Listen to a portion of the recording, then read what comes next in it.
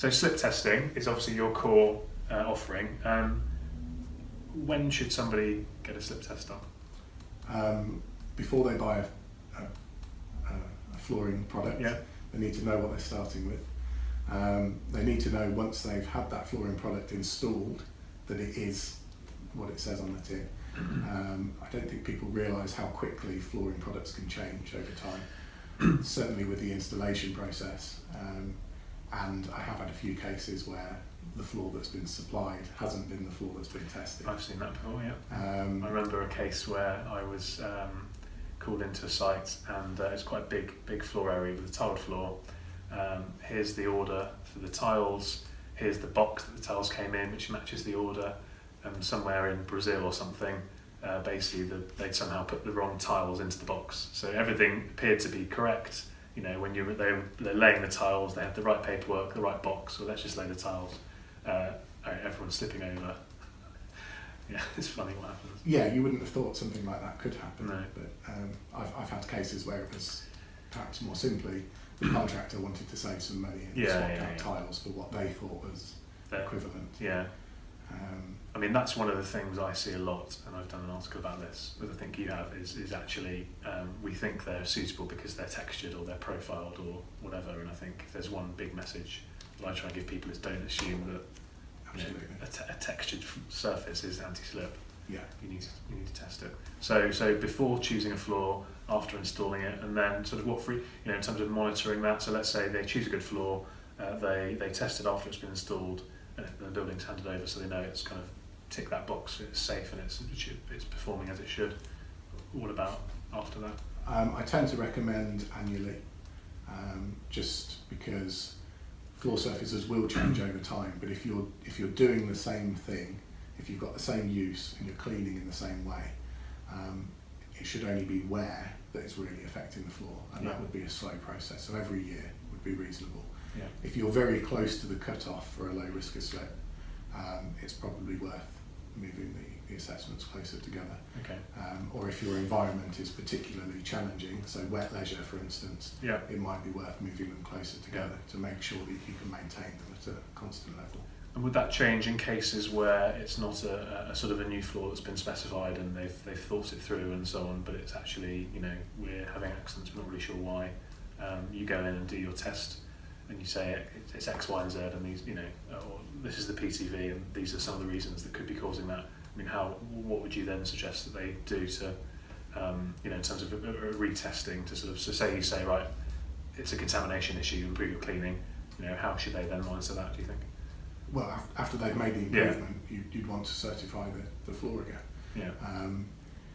Yeah. It's obviously much easier to defend a claim if you have a certificate saying the floor is safe. If you've got a certificate saying your floor isn't safe and this is what you need to do to improve it, then you would obviously be relying on the evidence that you had done that thing to improve it. Yeah, I mean, I see a lot of shopping centres, for example, that they get their tests done every year. Or I can think of a big stadium in London that they were getting regular testing done, and it was kind of, high risk of slip, high risk of slip, high risk of slip, but then no action, and arguably that's worse than... Absolutely. I've got several clients like that, and I don't understand. I don't understand why they employ me to. Because if they're willing to spend the money to do the test, and they obviously have an interest in it, or they think that there's some financial benefit or some other benefit of understanding what's going on, but then you need to act upon. Absolutely. Having a certificate that says your floor is slippery. Yeah, it's probably less helpful. Exactly. Less helpful than not having anything at all. Absolutely. Yeah. Not we want to do you out of work. No, indeed. So we touched on sort of the vagaries of profiled surfaces and how those aren't necessarily all that people expect them to be. What would you say are the top 2 or 3 other sort of common issues that you see that people get wrong, and top tips that people could improve? Cleaning is by far the worst problem for flooring, I think, in terms of slip resistance. People use mops all the time everywhere, and in terms of slip resistance, they're completely ineffective at removing dirt from the profile. And once you've got a decent floor, the only thing that you can really do wrong is the cleaning. Yeah. And people are still getting it wrong. So absolutely cleaning. Do you feel then that there are more good floors than bad floors? I mean, that's a generalisation, but as in, floors with decent slip resistance, and is that improving over time? I think generally floors are dry and therefore not slippery. So in terms of slip resistance, they are good. Again, my view of the market is probably skewed because I'm brought in when there's a problem generally. In terms of new products that I'm testing, so I test products before they come to market, there are certainly more and more anti-slip finishes coming through. Yeah. I think what I've seen is when I got involved in this industry, which was around the same time as you, as you know, lots of the manufacturers and suppliers, hadn't even heard of the pendulum. Lots of the architects hadn't heard of it, and that is getting better and better. But actually, sometimes it's almost going too far the other way, because I'm seeing, and we've talked about this before, we're seeing people specifying, 50 PTV in the wet and all sort of things like that, and that's just going to. You talked about cleaning. I mean, what if you specify a 50 PTV versus a 38 PTV? What effect would that have on the cleaning? Do you know? Oh, it'd be incredibly difficult to maintain a decent clean surface. Over specification is a big problem, and I think it's partly to do with people being risk averse and assuming that because it's 50, it must therefore be better than 38. Yeah. Which, in terms of risk, is identical. And it's a case of a little bit of knowledge being a dangerous thing. It's much better to have that 38 surface and clean it appropriately. Keep it at 38. You can keep it at 38, whereas particularly the 50 PTV tends to be a railway spec, and they'll put it in at 50 and then forget about it. Within a week it'll be filthy and it'll actually achieve 23 or something. Absolutely, and the problem with that is they're assuming that it's safe when it's wet because it was 50, and so they're not managing the contamination. And that's the worst case scenario, really. My wife has a saying about assumption, but I can't. This isn't a rated R show, so I can't use the wording that she does. But suffice it to say that you shouldn't assume. Absolutely. Things like that. Any other?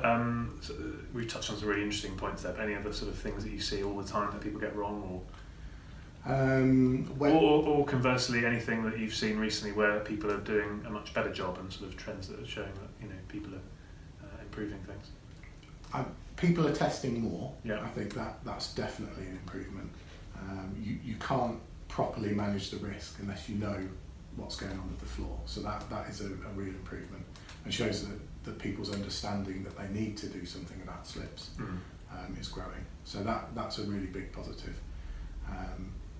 Generally, surfaces are still sometimes slippery, sometimes okay, and it doesn't seem to be any trend in terms of improving the surfaces. Yeah. I mean, I see certain, pockets of industries or certain pockets of particular clients are taking it more seriously because, as you say, a little bit of knowledge can be dangerous. But if you can empower people with the right knowledge, then you've got a recipe for giving them half a chance, I guess. I mean, I always say to people, if you've got the right floor to start with, you've got half a chance of keeping it safe. Yeah. If you put the wrong floor in, then it's an uphill battle, and you're going to really struggle unless you do something to sort of improve the floor. It's definitely an effort on two fronts. You need that first, the correct floor going in, and that's to do with the architects, the building designers, the specifiers, and that is definitely improving. More and more people are asking for the right thing, but that is half the battle. The other half is maintaining it, and that's the cleaning issue, which I still think people aren't generally aware of. Yeah, and is there a role for you to play in that? As in, it's a leading question. How could people benefit from and leverage the information that a pendulum provides in terms of their cleaning regimes? So my risk assessment will typically say if the floor is below where it needs to be, how to improve it, and almost always cleaning will be the first thing on that list.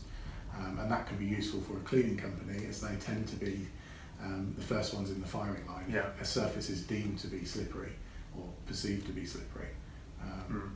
Immediately people assume, well, it's not being cleaned properly. And that's not always the case. No, that's true. But it also provides the opportunity for cleaning companies to actually improve a surface which people hadn't realised is slippery because it's not been cleaned properly. Yeah. So they should be speaking to, they should be calling you up or someone up and getting you in to quantify. I think that's the thing. You can use the pendulum to quantify if your cleaning is actually effective or not from the perspective of slip resistance. Definitely. Yeah. And that's crucial, because you can take a really good surface and completely ruin it in terms of slip resistance if you're not cleaning properly. Yeah. And cleaning for slip resistance is different to cleaning for aesthetics or hygiene. Yeah. Which again is something I don't think people realise. No. I mean, my background has been in floor care for a number of years, and it's they are very different things. I could show you 3 different ways of cleaning a textured floor tile. They would all look aesthetically clean. We could swab test them, and they'd all be hygienically clean, but they could all have very different levels of slip resistance. Yeah. And actually, sort of ticking all those boxes is not necessarily as straightforward as you might think.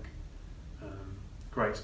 Well, Ben, look, thank you very much for that. We could talk for hours on this subject, so I think we'll probably get you back on to the show in the future and maybe delve into a few more topics. Perhaps ask some confidential nightmare stories or interesting things you've seen over the years, or maybe some road trip stories or things like that. Go a bit off topic, but thanks very much for taking the time, and we'll speak again soon.